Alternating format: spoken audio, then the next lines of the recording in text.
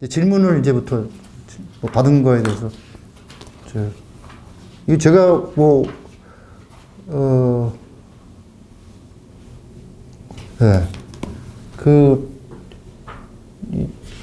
이 부분에 관해서 그러니까 에드먼드 버크가 주장하는 보수주의와 오늘날 우리가 이해하고 있는 보수주의는 내용면에서 같은 것인가 다른 것인가? 그 에드먼드 버크의 여러분들이 책에서 읽으셨겠지만 에드먼드 버크의 보수주의 철학의 핵심은 밑에 인용된 요 한 줄입니다, 사실은. 사회라는 것은 죽은 사람, 지금 현재 살고 있는 사람, 앞으로 미래에 태어날 사람들의 협력 관계라는 거죠. 그러니까 지금 우리가 사는 더 리빙인 지금 우리가 이 사회를 마구 막 해체하고 마구 그냥 앞으로 태어날 사람이 없는 것처럼 우리가 예를 들면 원자력 같은 거 그런 거, 태양광 같은 거 그런 거 후세가 어떻게 할지에 대한 거 생각하지 않고 우리가 마음대로 막 해버리는 건 곤란하다. 신중해라는 거죠. 프루던스라는 거예요. 신중해야 된다. 조상의 지혜, 조상의 경험도 우리가 존중해줘야 되고 동시에 태어나지 않고 미래를 살아갈 우리 후손들의 그들이 선택하고 그들이 헤쳐나갈 수 있는 여지도 줘야 되지. 우리가 여기서 그냥 조상도 무시하고 후손도 어떻게 해볼 수 없는 도리로 지금 이 사회를 만들어서는 안 된다라는 게 말하자면 버크의 보수주의의 정치 철학인데 이거는 사실은 아까도 말씀드렸지만 무슨 버크 개인 생각이라기보다는 영국의 그때부터 쭉 내려왔던 정치 전통의 핵심적인 내용이 그겁니다. 그러니까 결국은 보수주의 정치라는 것이 보수가 뭐냐라고 할 때 우리 흔히 보수는 지키는 거 아니냐라고 얘기하는데 그렇지는 않죠. 꼭 뭘 지키는 패배적인 것만이 보수는 아닙니다. 그러니까 이런 태도의 문제죠. 보수주의라는 건 기본적으로. 어떤 보수주의는 이념은 아니거든요.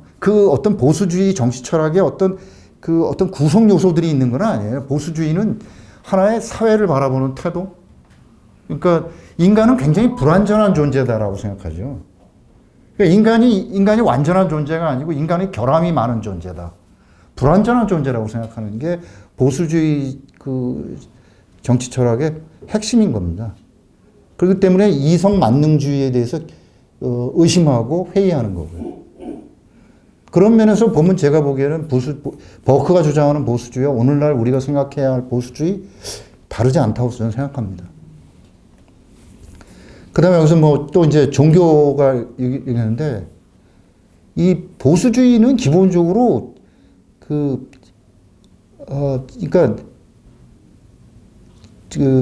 기독교만의 보수주의는 아니에요. 그러니까 인간이 얼마나 나약한 존재인가를 인정하는 한 보수주의는 성립합니다. 그것이 종교가 됐든 뭐가 됐든 아무 상관없어요. 인간이 불완전하다는 것. 인간은 뭔가 어떤 완벽함을 지향해 나가기 위해서 끊임없이 노력하는 존재다라는 거.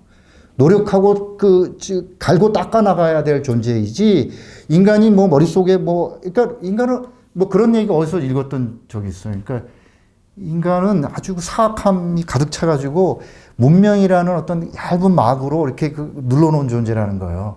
그래서 이 문명이라는 얇은 막이 언제든지 약해지면 이 사악함이 뚫고 나와서 야수보다 더 그냥 저거가 된다는 거죠. 근데 이 문명이라는 게 결국은 무엇에 의해서 만들어지는 거냐면, 말하자면 인간이 나약하다. 그래서 어떤 실존적인 어떤 위기에 맞서서 어떤 절대자에게 뭔가를 갈구하는 그런 마음가짐이 없으면 문명이 생겨나지 않는다고 하는 게 이제 보수주의자들의 정치 철학이거든요. 그러니까 그래서 이제 보수주의자들은 뭐라고 생각하냐면 인간은 종교라는 종교적인 성격하고 분리가 할 수 없다, 인간이. 종교라는 그러니까 절대자라든지 어떤 자기 나약한 어떤 그런 것과 분리해서 생각할 수 없다. 만약에 인간이 자유롭다라는 인간의 이성이 모든 걸 다 할 수 있다고 생각하면 그 이성이 곧 이데올로기고 이성이 곧 바로 신이 된다라고 하는 게 이제 그걸 신처럼 믿을 수밖에 없거든요. 종교를 없애버리면. 그래서 그 인간의 불완전성, 겸손 뭐 이런 것만이 전제가 되면 기독교가 됐든 불교가 됐든 이슬람교가 됐든 유대교가 됐든 뭐가 됐든 아무 상관없습니다. 꼭 기독교적인 것만이라는 건 아니에요. 근데 다만 그러면 그래서 그 자유주의자와 조금 차이가 있는 거예요. 거기서 보수주의자들은. 자유주의자들은 그 인간의 이성으로서 모든 걸 다 할 수 있다라고 생각하는 쪽이니까요. 그러나 그렇지는 않거든요. 그러니까 자유주의자가 극단으로 가게 되면 어떤 현상이 벌어지냐면 뭐 사회주의, 공산주의가 그게 그쪽입니다. 결국 그렇게 가는 겁니다. 이 책에 곳곳에서 보수주의와 자유주의 개념을 대립시키고 있는데 자유주의가 보수의 핵심 가치가 아닌가? 뭐 자유주의가 보수주의의 핵심, 그러니까 자유주의 중에서도 인간의 자유, 인간의 존엄이라는 가치는 보수주의의 핵심 가치인 건 맞습니다. 그러나 자유주의가 곧 보수주의냐? 그건 아닌 거죠. 제가 아까도 말씀드렸지만 그 보수주의자들의 그 흐름에 보면 크게 두 가지 흐름이 있는 건 맞아요. 그러니까 트래디셔널리스트라는 전통주의자들이 좀 있고 리버테리안이라고 해서 뭐 이미 공부하셨는지 모르겠지만 그 프리드리히 하이에크의 뭐 거기 보면 그 자유환정론이라는 책이 있는데 거기 보면 그 발문에 나는 왜 보수주의자가 아닌가 하는 그런 그 글이 있거든요. 근데 그 양반의 글을 보면 이제 보수주의는 퇴행적이다라고 이제 뭐 그렇기 때문에 자기는 보수주의자가 아니다고 얘기하는데 근데 그 얘기는 결국은 그 가만 보면 그 에드먼 버크의 얘기하고 똑같아요. 그 양반이 얘기하시는 내용들은. 그러니까 프리드리히 하이에크가 하시는 말씀은 결과적으로 보면 에드먼 버크가 하는 얘기가 똑같기 때문에 뭐 결국은 뭐 보수주의자라는 말 자체에 그 좀 뭐 어려움이 있는 거지. 참 약간 에드먼 버크는 참 여러분들 영국 역사를 공부하셨겠지만 그 휘그 중에서도 신휘그입니다. 신휘그. 그래갖고 그 신휘그가 약간 신휘그가 아니라 올드 휘그구나. 신휘그가 약간 좀 이 좌파 쪽으로 가요. 그러니까 이제 아까 말씀드린 대로 그로티우스나 로크의 지지 쪽으로 가요. 그러니까 같은 휘그지만 올드 휘그에 속했던 에드먼 버크가 신휘그에게 호소함이라는 그런 글들을 많이 쓰고 그 중에 하나가 말하자면 그 프랑스 혁명에 대한 고찰이기도 합니다.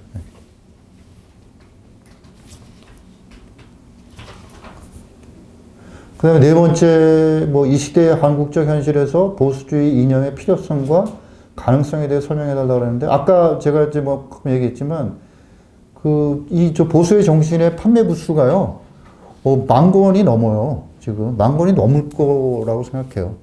뭐 얼마 전까지 10,000권에 육박했으니까. 그리고 교보문고에 가보시면 그 보수의 정신 있는 책 그 주변에 보면 최근에 보수주의에 관한 책들이 엄청나게 많이 나와 있어요. 그 얘기는 무슨 얘기냐면 우리 사회에 그 보수주의에 대한 어떤 갈망이 있다라는 것의 반증이죠. 사실은.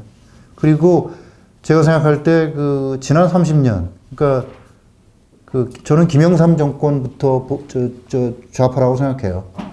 그러니까 김영삼 정권부터 이미 보수주의하고는 떠났죠, 사실은. 보수주의는 아닙니다. 김영삼 정권은 제가 판단하기에는 그건 좌파 정권이고, 그 다음에 김영삼 때 뭐 예를 들면 뭐 여러 가지 많은 연설이라든지 이런 걸 이렇게 돌이켜 생각해 보면 굉장히 리버럴하죠. 리버럴하고 좌파적이에요.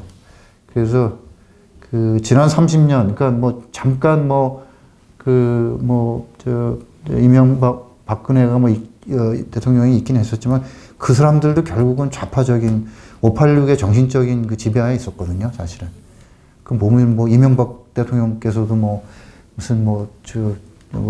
무슨 아침 이슬 광우병 때 아침 이슬 듣고 눈물을 흘렸다는 등 어쩌다는 왜 광우병 파동 때 그러니까 우리나라 보수주의 그러니까 이렇게 얘기해야 되겠죠. 정확하게 얘기하면 이전 사실 보수주의는 없었죠, 우리나라에.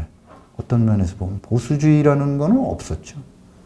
보수주의 정치 전통은 없었죠, 사실은. 그전에는 그냥 뭐라 그럴까요? 그, 이승만 대통령부터 어떻게 보면, 보수주의는 보수주의인가? 그 양반은, 저도 그 양반의 독립정신인가 하는 책을 읽어보니까 대단하더라고요. 그 당시에 벌써 이미 1900년대 초에 쓴 책인데 그 공산주의가 왜 이건 멸망을 할 수밖에 없는지에 대한 얘기는 아주 뭐 정확하게 쓰셨더라고요. 그럼 무슨 한성 감옥에서 썼다는데 그 양반이 어떻게 어디서 어떤 자료를 읽고 그런 책들을 쓰셨는지 독립정신이라는 책을 보면 정말로 그런 걸 다시, 물론 그 양반이 기독교 신자이기도 하고, 당시 한성 감옥에서 뭐 영어 사전을 집필 하시려다가 말고 그 독립정신인 걸 쓰셨다고 하는데, 그만큼 아마 영어 책에 대한 그런 것도 있었을 거고, 한문으로 들어온 것에 대한 것도 있었겠지만,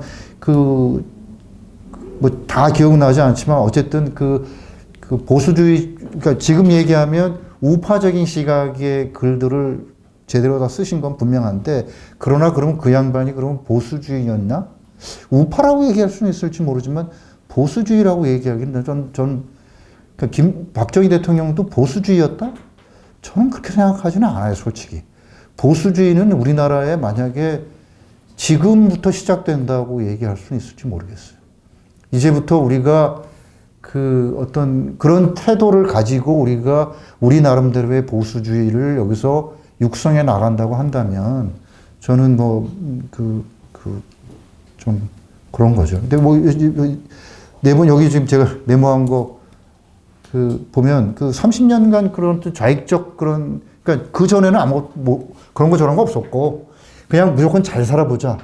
또 우연히 아주 이승만이라는 걸출한 지도자를 만나서 우리가 공산주의 쪽으로 가지 않고 우파로 갔고, 그 다음에 미국하고 잘 지냈고, 이런 상황에서 운이 좋았고, 그걸 이어받아서 박정희 대통령이 잘 살아보자 해가지고, 여기까지, 그때까지 왔고, 그 다음에 전두환 대통령, 무슨 노태우 이렇게 해가지고, 갔지만, 사실은 서서히 전두환 말기, 노태우부터 서서히 무너져가기 시작하죠. 사실은 그런 대용이 끊임없는 좌파들의 논리에 무너져가기 시작하죠.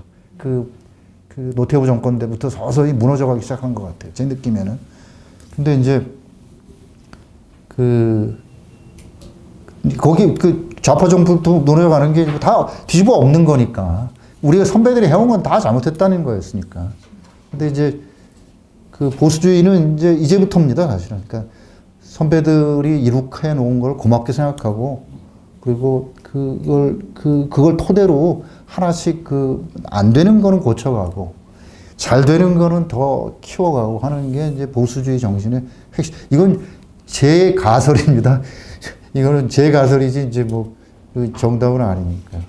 그래서 지금 이제 보수주의, 박정희, 전두환, 이런 거인데, 제가 비록 박정희, 이승만부터 시작해서 박정희, 전두환까지의 그것이 무슨 보수주의는 아니었다라고 얘기하는데, 보수주의가 정답인 것도 아니고요. 그러니까 지금 말하자면 이제 제가 이제 보수주의자들이 얘기하는 거를 얘기하면 박정희나 이승만의 어떤 그런 정치 행위가, 정치적인 어떤 그런 것이 꼭 그렇게 부정적으로만 매도당할 만한 건 아니다라는 생각을 하게 됩니다. 그러니까 적극적으로 얘기하면 저는 제가 읽었던 내용 중에 이런 거 있어요. 그러니까 보수주의자들은 그렇게 얘기해요. 그러니까 어떤 나라의 정부 형태나 정치 형태가 과연 올바르냐 안 올바르냐는 문제는 그 나라의 국민의 역사와 전통에 얼마나 밀접하게 연결이 돼 있느냐 안 돼 있느냐라는 거죠. 사실 자유민주주의라는 게 대한민국의 역사와 문화와 무슨 관계가 있습니까? 아무 관계 없죠, 사실은. 그러니까 그런 나라에서 정말 운 좋게 사실 어떤 면에서 보면 세계 정치사의 흐름이든 어떤 면에서 자유민주주의라는 게 우리한테 주어졌는데, 그 자유민주주의라는 주어진 거를 우리가 그래도 어떻게 보면 이만큼이라도 가져온 거는 우리나라 사람들이 대단한 겁니다. 그래서 지금 여기까지 와서 이만큼 했던 이 자유민주주의의 전통을 우리가 그렇게 해야겠죠. 앞으로도 발전시켜 나가야. 이걸 무시할 필요는 없는 거고. 하지만 그게 과연 우리의 국민의 역사와 전통에 뭐 뿌리가 있는 거냐 없는 거냐, 그건 아닌 것 같은 생각은 저는 있습니다. 여기에 보면 뭐 그런 내용들이 좀 있고요.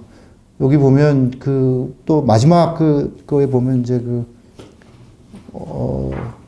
그 영어로 된 그 Good government is no mass produced article이라는 건데, 그러니까 좋은 정부라는 것은 대량 생산된 상품이 아니라는 거예요. 그러니까 질서와 정의와 자유라는 것도 아주 다양한 형태로 발견이 되고,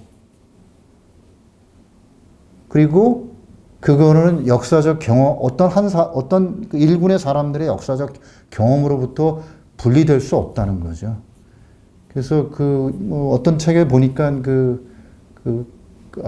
러셀 커크가 어떤 다른 글에 쓴 책에 보니까 거기에 그런 얘기를 써놨더라고요. 그러니까 바로 요 문장을 써놓으면서 그 다음에 무슨 얘기를 해놨냐면, 커닝햄 그레엄이라는 그 소설가가 있나 봐요. 그 소설가가 쓴 그 책에 그 레바논의 아랍인인 시디브 지불라라는 그 사람이 똥덩이 위에 앉아서 하는 소리가 있대요. 그러니까 내가 너희들의 그 도시를 많이 봤지만 내가 지금 이 올라앉은 이 똥덩어리가 그 서구의 도시들보다 훨씬 낫다. 이 얘기는 무슨 얘기냐면, 그 자기의 역사적 경험이나 문화와 무관한 그 어떤 화려한 것도 사실은 무의미하다는 거죠. 어떤 사람들에게는. 그거를 정확하게 보여주는 게, 오히려 말하자면 내가 갖고 있는 역사가 그것이 똥더미일지라도 그것이 나하고 무관한 그 서구 사회에서부터 주어진 화려한 그것보다 낫다라는 겁니다. 그런 면에서 저는 이제 뭐 대충 정리가 됐나요? 아우, 힘들었네, 진짜. 네.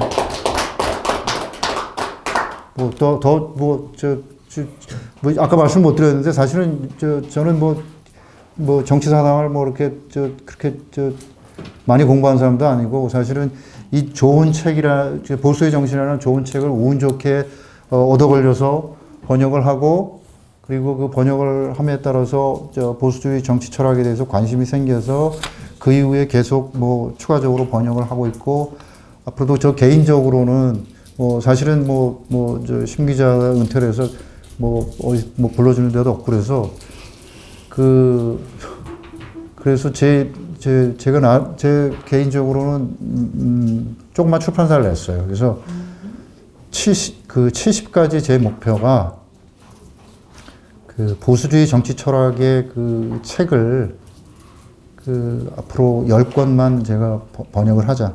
그러고 나면 제가 제 이름으로 된 책을 한 권 쓸 수 있으면 쓰고, 그거가 안 되면 포기하는 거고. 그러나 제 인생의 마지막을 그런 식으로 하자. 그래서 제가 지금 세 번째 책까지는 이제 번역을 거의 마쳐. 이게 두 번째 책이고요. 이게 조그만 게.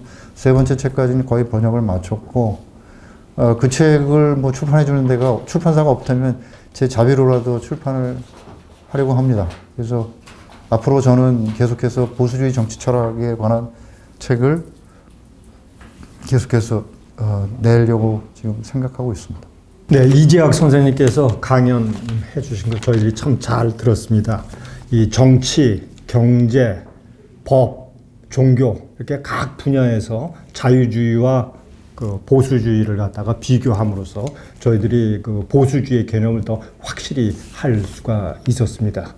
특히 이제 보수주의라는 게 사회를 보는 태도라고 한다고 그러면은 아까 결론에서 컨서버티즘 이즈 그래티튜드, 감사하는 마음이다. 이건 아마 또 저희들이 좀 곰곰이 생각을 해 봐야 될 문제라고 생각이 됩니다. 그리고 마지막으로 그동안 한국에서 진정한 보수주의라는 것이 존재했느냐, 이제 의문을 좀 던지셨습니다. 그러면서 지금부터가 보수주의를 갖다가 더욱더 키워나갈 시점이다 하면서 교육을 이제 강조를 하셨습니다. 앞부분에서 말씀하셨지만 특별히 그 교육은 인간다움을 더 인간답게 이제 키워나가는 이 교회라고 말씀을 하셨는데 아마 그 과정에서 우리 회원 여러분들도 충분히 역할을 감당하실 수 있는 그 여지들이 있을 것으로 생각을 합니다. 그래서 각자의 자리에서 우리 회원 여러분들도 적극적으로 동참을 해 주시기를 바라면서 오늘 강연 마치도록 하겠습니다.